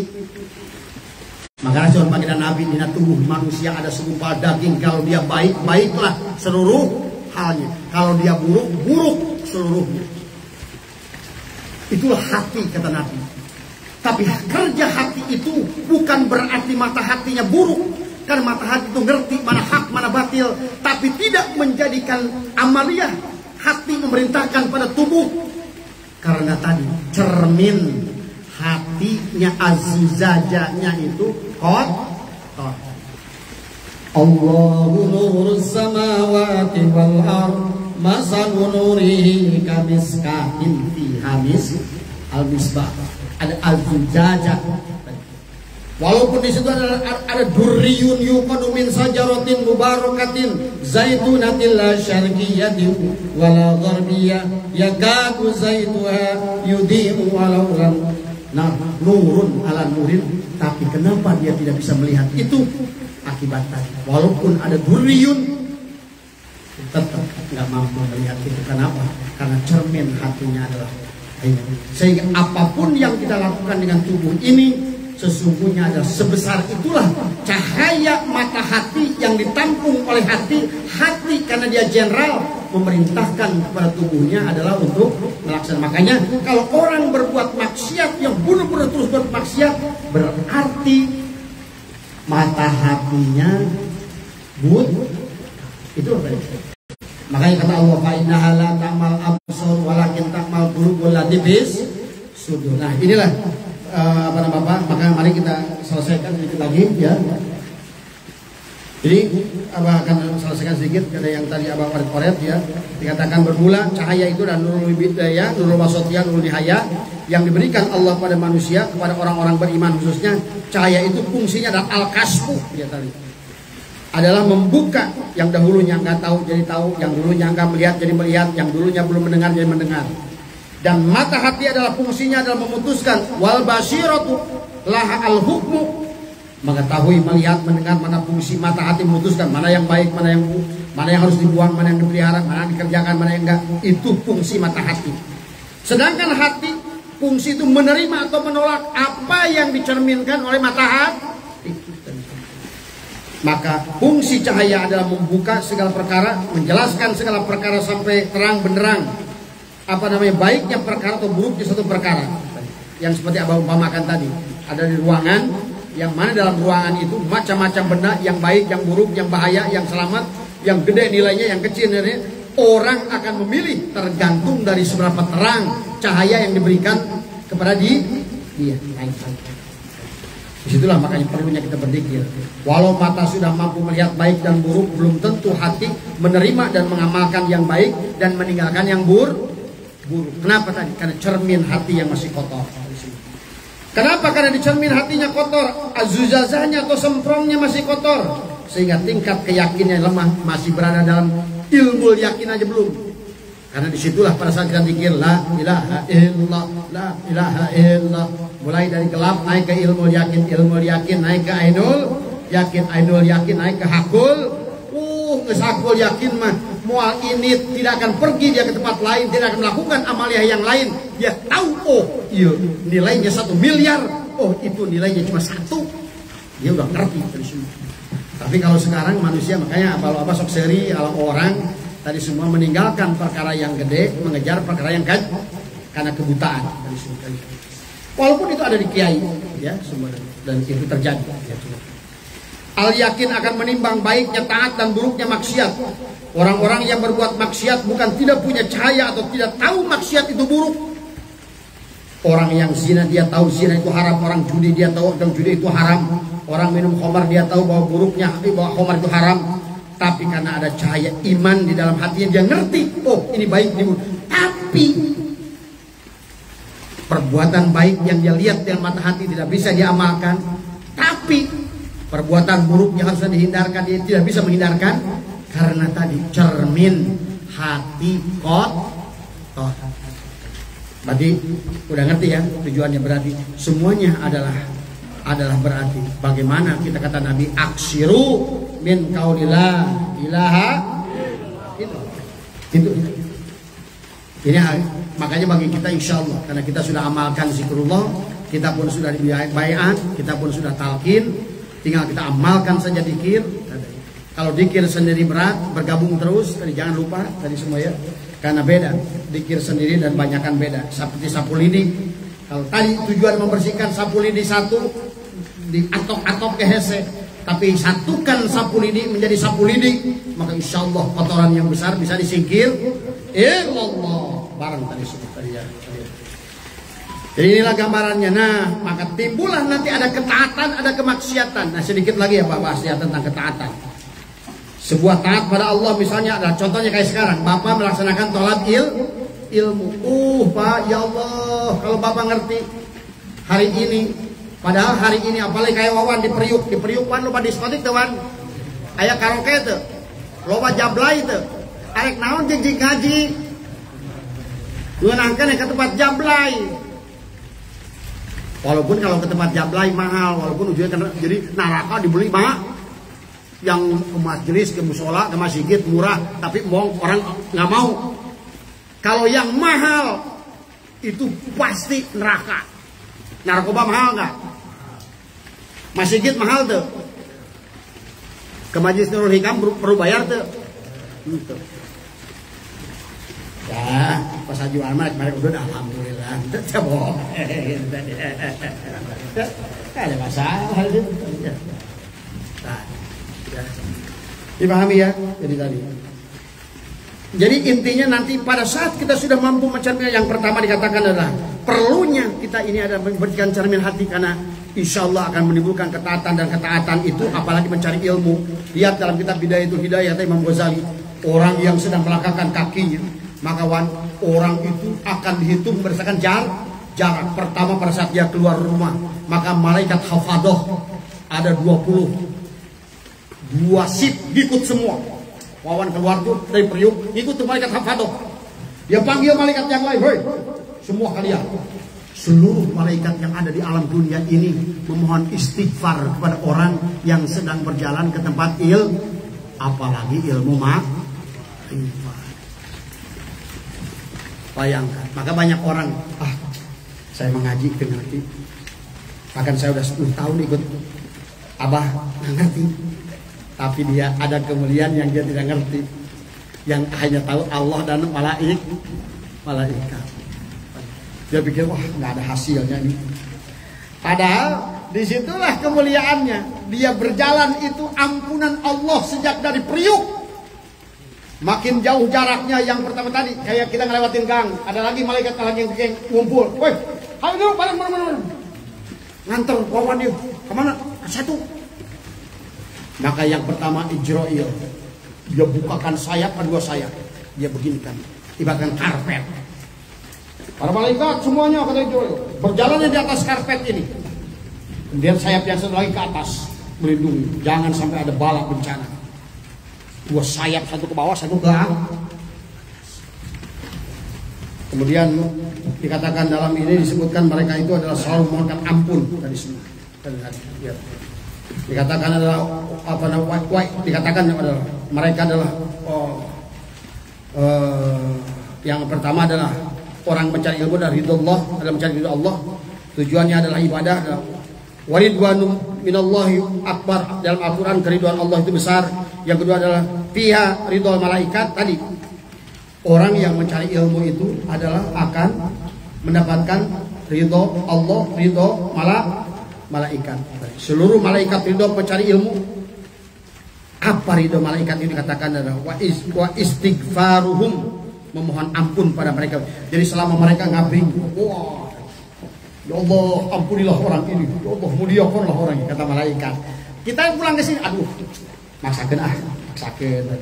Kayaknya saya istighfar juga males, kata dia. Padahal dia nggak tahu malaikat seluruhnya sedang beristighfar untuk dia. Inilah amaliyah yang tidak pernah dia kerjakan, tidak pernah merasa dikerjakan, padahal ada makhluk lain yang mengerjakan. Makanya banyak manusia nanti yang kaget, termasuk dari malaikat. Nanti di yang mahsyar itu ada PPPIP, very important person, Rasulullah bersama dengan para anbiya. Kata malaikat Jibril, Muhammad, itu siapa itu? Kayak si Bogolo. Kok duduk bersama Rasulullah, bersama sahabat? Kajian teh ngajinya balang bentok. Untuk sebulan, 2 bulan acan. Tadi sebagainya. Waduh, ini orang kan semua. Banyak malaikat yang kaget melihat pada orang-orang ahli zikir. Ternyata bukan zikirnya, berjalannya saja sudah malaikat memohonkan ampun kepada dia. Sampai dia tempat itu, maka dia berputarlah seperti Baitul Ma'mur. Seperti dia diikuti oleh kelelawar atau burung yang kecil-kecil itu ngikutin dia. Jutaan, mungkin miliaran malaikat. Kemudian pada saat dia duduk di majelis ilmu itu, dari dia mulai duduk sampai pulang terus beristighfar malaikat pada dia dan seluruh orang yang ada di situ. Maka disitulah kemudian sampai dia kembali pulang, maka tidak bisa dibayangkan kemuliaan orang yang mencari ilmu itu. Kemudian pada saat seorang yang sedang tolak ilmu berjalan dari rumahnya, maka makin jauh jaraknya, maka makin banyak malaikat yang mengikuti padanya. Mereka beristighfar pada mereka dan para malaikat mengajak seluruh makhluk di alam dunia ini beristighfar. Dikatakan dalam kitab Bihayatul Hidayah Imam Ghazali, seluruh ikan-ikan beristighfar, seluruh daun-daun bertasbih. Coba ya, tasbih kita mah nggak seberapa, tapi tasbih mereka karena kita adalah melakukan perbuatan yang dicintai oleh Allah dan Rasulnya, dan atas ridho Allah, ridho malaikat. Maka tadi seluruh makhluk di alam dunia ini yusabbihu ma fis samawati wal ardh, bertasbih, yang beristighfar semua. Makanya walaupun kita mungkin nggak tahu amaliyah kita ini buruk, mudah-mudahan ya, karena kita senantiasa belajar untuk terus berbuat baik, mudah-mudahan kita adalah para malaikat terus mendoakan kita semua ya. Makanya katakan ada sabda Nabi, malaikat mengamparkan sayapnya sebagai permadani sambil berdoa, Allahumma fir hada tolab, ya Allah ampunilah pencari ilmu itu, kata tadi semua tadi talib tadi, ya Allah ampuni dosa pencari ilmu itu. Kemudian sayap yang satunya menaungi pencari ilmu itu. Makanya dosa dosa pencari ilmu itu diampuni dosanya dengan istighfarnya para malaikat. Sejak mereka keluar rumahnya, dosanya berguguran. Kalau dia mati saat itu, maka mutlak dia adalah mati syahid sebagai syuhada. Yang ketiga adalah orang yang taat itu adalah mendapatkan ridho Rasul sallallahu alaihi wasallam. Baginda Nabi itu ridho. Jangan dikira baginda Nabi tidak melihat kita sekarang. Makanya kenapa Abu Sufyan assalamualaikum ya Rasulullah, assalamualaikum. Karena di tempat-tempat di mana salawat berada, diucapkan salam padanya, diadakan pengajian, dibacakan Quran padanya, insya Allah yakinlah Rasulullah itu selalu bersama kita. Nah, digambarkan kata Rasulullah, aku melihat amal-amal umatku diperlihatkan kepada aku atas izin Allah. Sedang apa umatku itu? Aku bahagia ya Allah. Dan Nabi pun mendoakan kita pada saat kita tempat-tempat semacam itu. Makanya selalu mengucapkan salam pada assalamualaikum ya Rasulullah. Iya. Sehingga beliau menyebut majlis ilmu itulah dan majlis dzikir adalah taman dari taman surga, raudhah min riyadil jannah.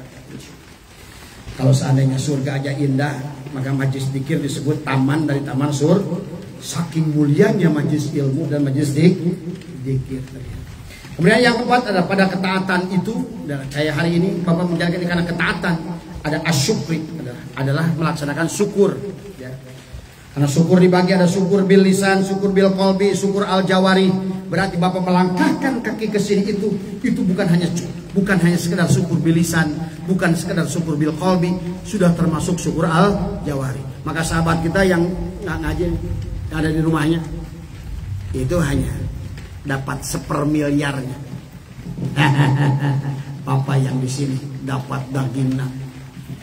Anu babaturan anu kalian di imah mah menang kakarek menang seungitna. Aduh, aya campedak euy. Itu kebagian campedak nama. Kebagian anu yang dat.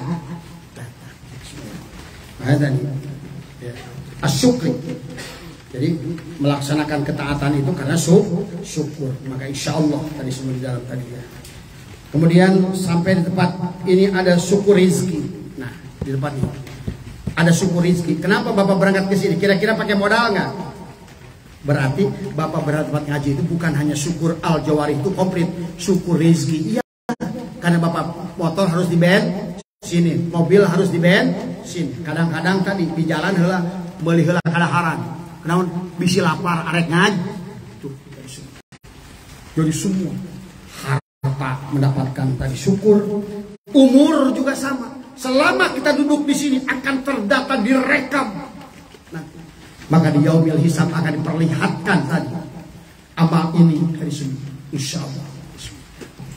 Bahkan kalau seandainya ada satu amaliyah yang Allah suka, tidak perlu semuanya bagus, asal ada satu amal yang Allah menyukainya, Rasulullah menyukainya, itu cukup bagi kita adalah untuk menutupi segala kesalahan-kesalahan kita.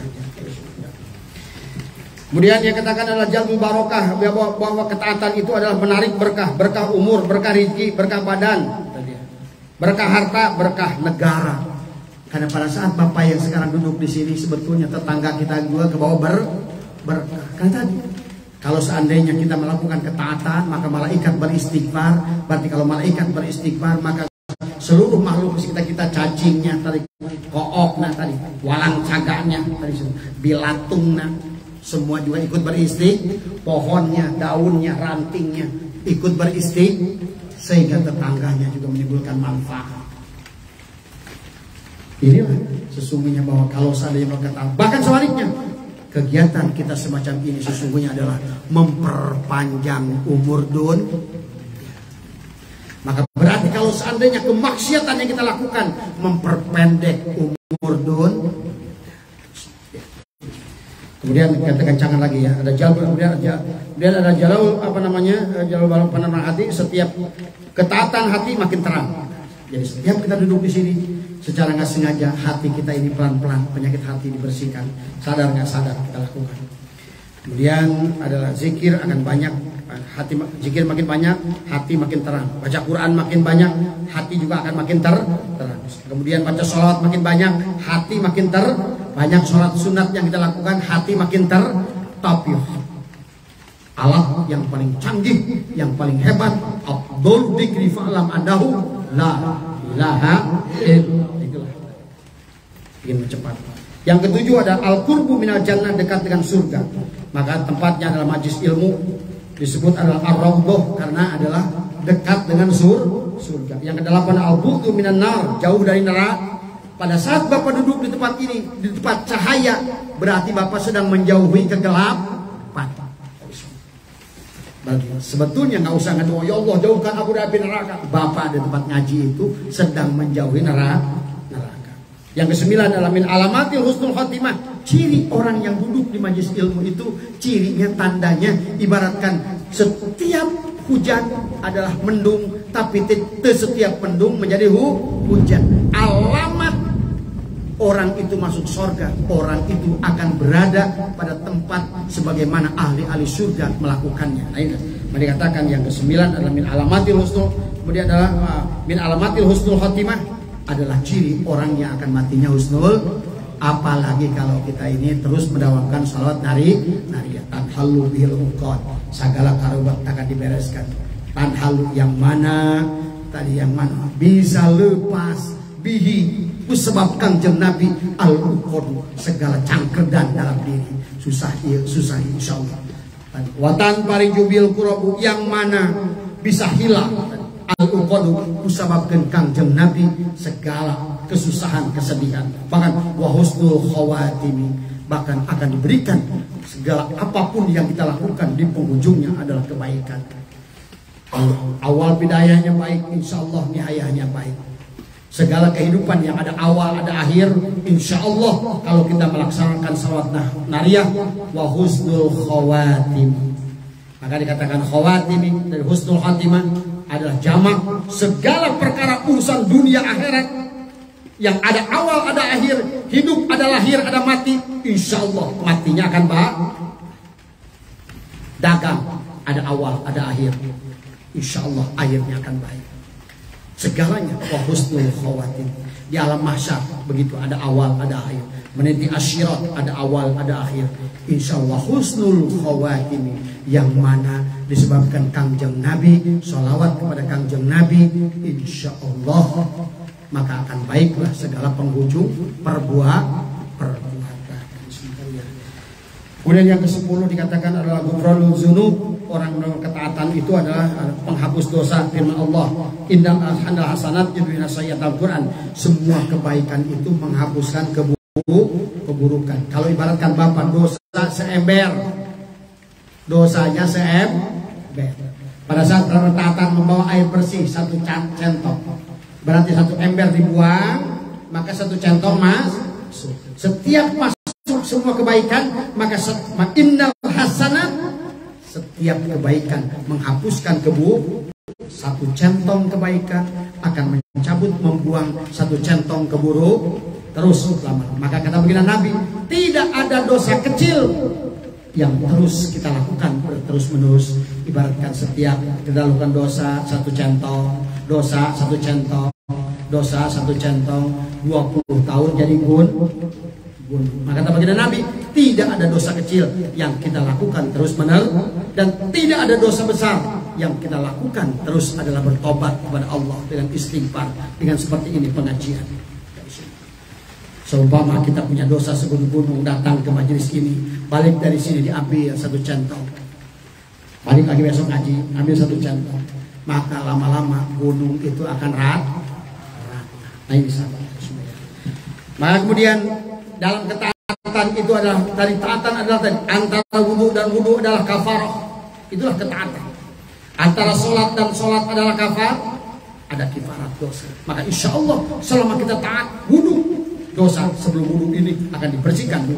Sholat duhur, dosa lagi bersihkan asar. Dosa setelah asar dibersihkan maghrib. Oh, Islam luar biasa. Dikir maghrib membersihkan kesalahan hati dari mulai duhur sampai maghrib, isya. Kesalahan maghrib sampai isya, dikir isya menghapuskan dosa. Itu harian, bulanan adalah nanti adalah umroh, pada umroh adalah kifarah, haji adalah kafar. Jumat ke Jumat adalah kafar. Berarti at-taqoh ke at-taqoh juga kafar. Dosa Bapak sebulan dibersihkan, Bapak dikir at-taqoh, kita laksanakan setiap bulan sekali, dikir 70.000 dan salat nariyah, tutup semua kebaikan, keburukan. Makanya Abah yakin dengan mata batin. Selama ini kita jalan selama ini, dengan menjaga, tak usah ujung dan lain sebagainya. Insya Allah yang Abah yakin urusan akhirat kalian baik. Tapi yang Abah khawatir justru, takutnya justru urusan dunia yang menggeret kalian kepada kerusakan amal akhirat. Itu aja.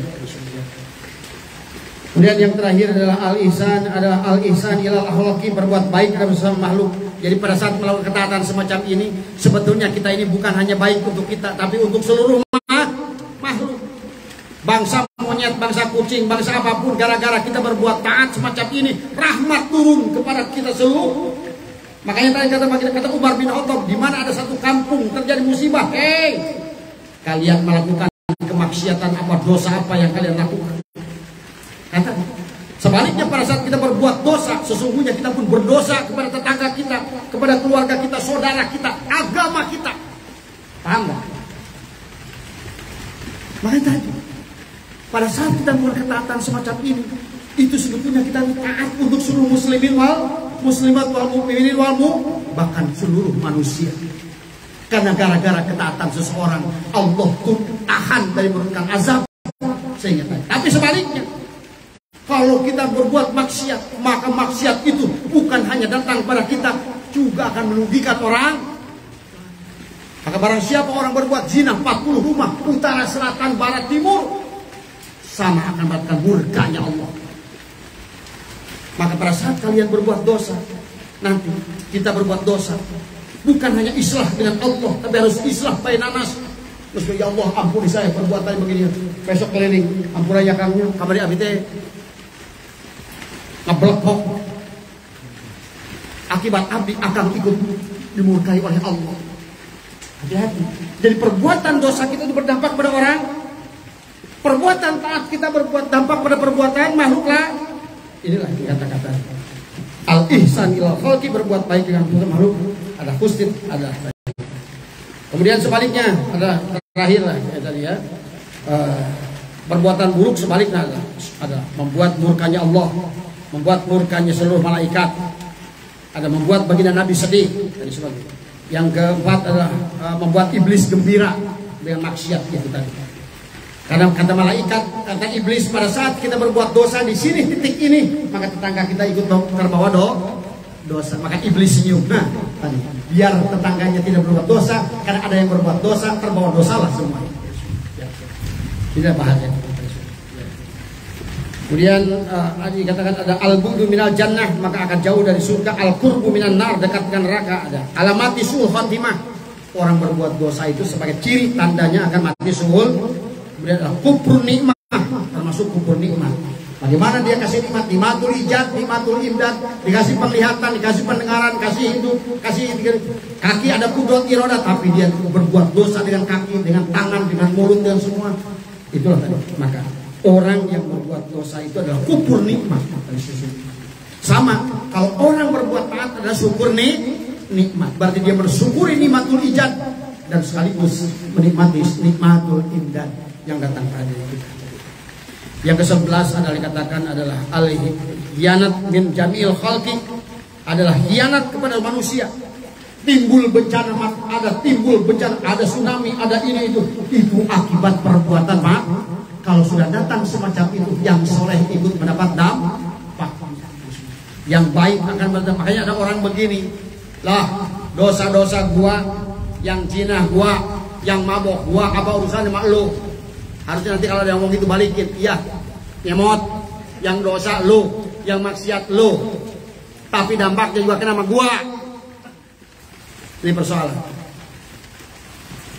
Harusnya kita adalah dengan melakukan ketaatan, kebaikan yang kita lakukan, ketaatan yang kita lakukan, walaupun hanya manfaat, bukan hanya untuk kita, manusia pun, bahkan seluruh makhluk mendapatkan kemanfaatan. Orang yang datang dari rumahnya berjalan ke majelis, sepanjang jalan itu rahmat. Misalnya ada orang jalan dari depan sampai ke sini untuk ngaji, maka sepanjang jalan itu rahmat. Rumah yang dia lewatin itu 40 kesana itu mendapatkan rahmat. Itulah luar biasa ketaatan. Maka insya Allah selama, maka Abah mau telepon Presiden Amerika, kalau seandainya kita ini dikir apa terus, tolong Amerika bayarlah Karena dengan kita lah kalian tidak bisa menahan kiamat. Insya Allah MDNH bisa bertahan. Kata, siapa bikin la ilaha illallah, Allah Allah kata Nabi, Allah tunda 40 tahun untuk kiamat. Berarti daripada dia mau menyiapkan dana cari tempat di bulan, di Mars, di mana, lebih baik bayar MDNH. Jadi MDNH tadi cukup dikira orang mah, cek Amerika dia digaji seorang 1 miliar setiap bulan. Haji Warman keureun, naon dagang balon. Orang 1 miliar sebulan, teu kudu capek cuy. Naon keur kiamat. Maka sebetulnya kiamat dipercepat karena perbuatan manusia. Kiamat ditunda karena kebaikan manusia. Kitalah sentralnya. Mungkin itu saja yang bisa Abah sampaikan. Sekali lagi sebagai penutup, apa natijahnya adalah dan dikatakan adalah sebagai natijah fungsi mata hati yang baik akan memutuskan tentang baik dan buruk. Hati yang bagus akan menerima keputusan dari mata hati. Kalau mata hati memutuskan baik, maka hati akan melihatnya sebagai perkara baik.